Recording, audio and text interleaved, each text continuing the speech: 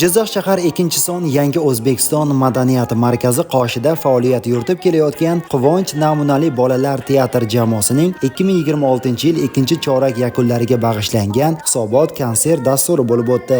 Mazkur tadbirda shahrimiz mahallalaridagi maktabgacha ta'lim tashkilotlari tarbiyalanuvchilari, ularning ota-onalari, mahalla faollari hamda keng jamoatchilik vakillari ishtirok etdi. Bayramona ruhda tashkil etilgan konsert dasturida Quvonch namunali bolalar teatr jamoasi a'zolari tomonidan turli sahna ko'rinishlari, teatrlashtirilgan chiqishlar, badiiy kompozitsiyalar hamda musiqiy va raqs dasturlari namoyish etildi. Yosh iste'dod egalari tomonidan ijro etilgan chiqishlar tomoshabinlarda katta taassurot qoldirib, ularning olqishlariga sazovor bo'ldi. Tadbir davomida bolalarning san'at va madaniyatga bo'lgan qiziqishini oshirish, ularning ijodiy qobiliyatlarini namoyish etish hamda bo'sh vaqtlarini mazmunli tashkil etish borasida amalga oshirilayotgan ishlar o'z ifodasini topdi. Ayniqsa teatr jamoasi tomonidan sahnalashtirilgan tarbiyaviy ahamiyatga ega chiqishlar yosh tomoshabinlar va ota-onalarda katta taassurot qoldirdi.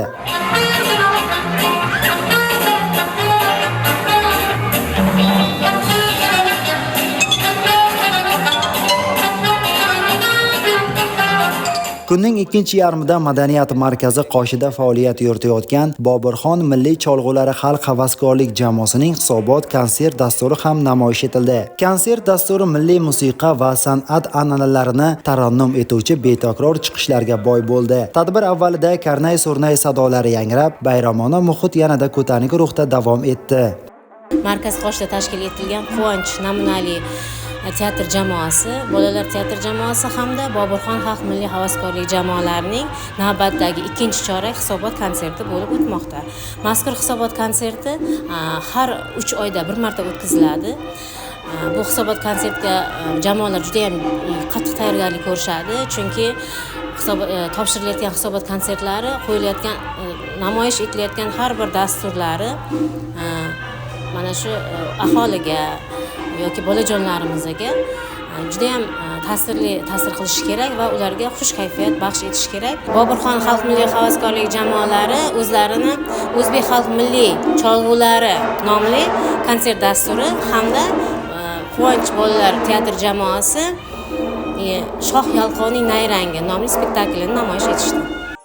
Shuningdek, jamoa tarkibidagi iste'dodli o'quvchilar tomonidan jonli ijrodagi milliy kuy-qo'shiqlar, xalq og'zaki ijodi namunalariga asoslangan musiqiy chiqishlar hamda doira cholg'ularida mahorat bilan ijro etilgan kuylar tomoshabinlarga manzur bo'ldi. Yosh ijrochilarning san'atga bo'lgan qiziqishi, ijodiy salohiyati va sahna madaniyati yig'ilganlarda katta taassurot qoldirdi.